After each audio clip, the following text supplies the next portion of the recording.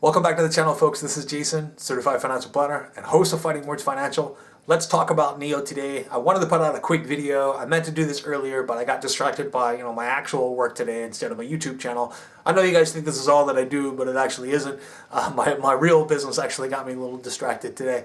So let's talk about Nio stock. Down almost 10% today. Kind of a surprise to a lot of people, and especially to me. But then when I think about it and examine this critically, maybe it shouldn't be a surprise, and we'll talk about that. There are a lot of headwinds working against not just Nio, but every EV stock that is out there right now. And most of them are headwinds that were created for a really good reason. Nio stock is up 1,700% for the year, or at least it was, earlier last week. That's an incredible run. That's a once-in-a-lifetime run for a lot of folks who are invested in the stock market. And I understand their reticence to keep all of that risk on the table. Some people want to realize some of those gains. Now, I did an earlier video, which by the way was my most disliked video ever, about selling some of my Nio stock to take the risk out of my portfolio. I'm still in the process of doing that. I won't be done with that to the end of the year. But that has little to do with the actual price of the stock or how much it's run up. It has everything to do with how much of a portion that one stock became of my overall net worth. It became a double-digit portion of my net worth, which to me was an unacceptable level of risk to have. There is never a guarantee that any company is not going to go under. I think now we see that there is fraud possible with these car companies. I know that everyone says it's not possible to fake insurance registrations and to fake sales of cars, but guess what? Let's take a look at Candy. It looks like it was possible to do that. I'm not saying Nio's doing this by any means. No, I think William Lee and the folks at Nio are inherently honest people, and they're doing a great job developing their product, their brand, and their cars. But I'm saying that there are inherent risks being concentrated in any one company. And I understand why some people are doing some end-of-year rebalancing to reduce risk or to lock in gains. There are better ways to lock in gains than simply selling your stock at the end of the year, though. You could buy puts, which allow you to sell in the future at a guaranteed price for two reasons. Number one, you might just want to lock in your gains. But number two, you might want to push the sale of a stock out longer than a year so you can benefit from only being taxed on long-term capital gains. I'll do another video about that in the future. The big thing that people are probably thinking about right now, though, is the fear of delisting. I can tell you that a lot of institutional players are probably not all that concerned about this right now. While it looks like that bill is going to pass through the House and be approved, it doesn't mean that those stocks are immediately going to be delisted. It doesn't even mean by the end of 2022 that they're immediately going to be delisted. That decision is actually left up to the Treasury Secretary. But the other thing is, this is an issue which we're going to pass a law, and it's really a negotiating tactic. When we go back to the table to negotiate a trade agreement, or part 2 or part 3 of our trade agreements with China, this is something that's going to be resolved around a trading table, not by one of us using a heavy stick and passing a law, to force Chinese companies who have access to U.S. capital markets to obey our accounting rules. While I think it's a good idea, and I think that accounting transparency is good for everyone involved, the Chinese companies as well as American investors and Chinese investors, I think it's good for everyone.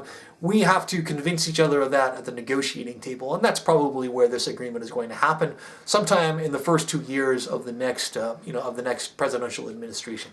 So I think the fears of delisting are overblown for a couple of reasons. Number one, this is something that's negotiated, but number two, there's over $2 trillion US dollars invested in Chinese companies on US exchanges right now, and a lot of those are large pension funds tied to government.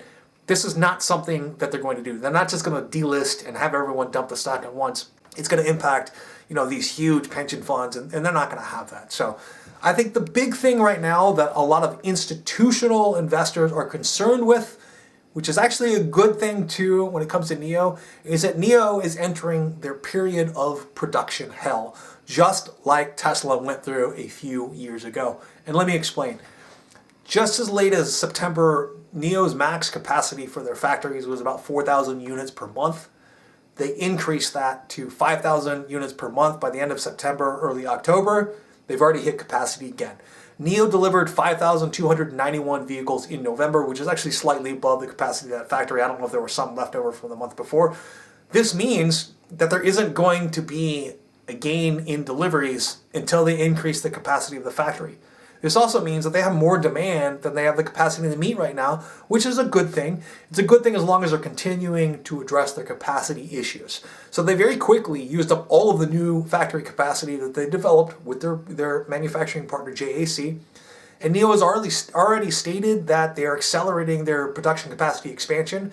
And by the end of January, they hope to be able to produce 7,500 vehicles per month.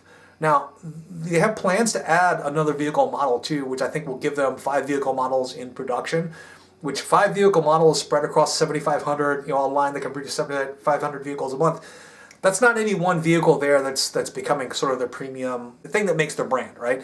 So I'm a little concerned with that. I'm also a little concerned with the JAC agreement that they have. We don't know exactly what it is, but it appears to be, from the details that I've seen, it's kind of an onerous agreement, and it comes with a per vehicle fee on top of the cost to manufacture, which is about $2,500. They never stated explicitly that it was $2,500. There was another YouTuber and another analyst, 2 different articles that I read, or like a YouTube video and an article that I read.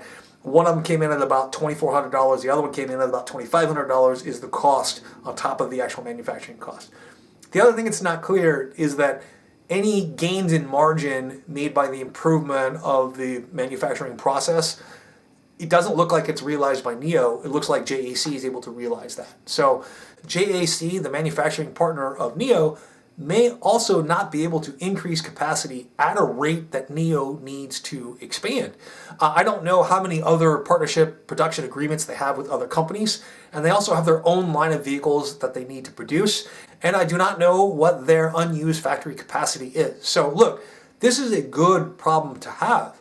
The demand for Nio's cars is outpacing their capacity to provide those vehicles. They're going to need to do a couple of different things. Either negotiate new production capacity from their partner JAC Motors, or they're going to have to build their own factory.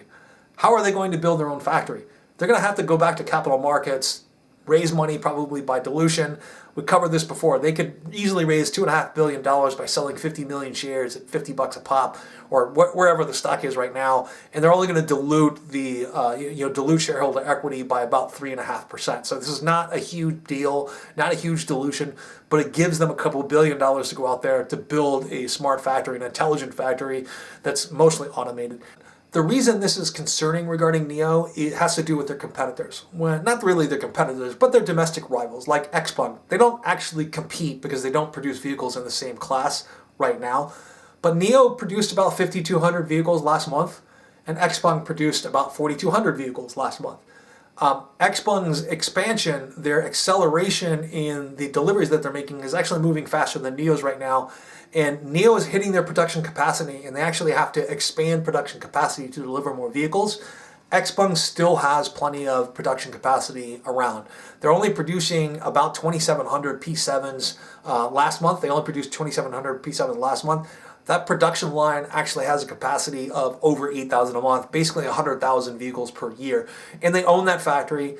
Any gains that they make in margins from improvements in the manufacturing process, they're going to own those gains. They either get to pass it on to the consumer, or they get to take that as a higher profit margin, but it belongs to them. In Nio's case, that's not necessarily true. So I think this further builds the case that I was talking about for a dilution event at some point in the near future with Nio, probably sometime in first or second quarter. They're going to have to sink that money into new factories. I know a lot of people disagree with this assessment, but it only makes sense at this point. I just don't see a state-owned, institutional, 30-year-old automaker like JAC being able to compete and be nimble enough to create the capacity they need and to make the changes that Nio is going to need if they want to stay and they really want to be that technology leader. Anyway, folks, these are just my thoughts. You can disagree with me all you want. Feel free to let me know how wrong I am in the comments below. Thank you very much. Have a nice day.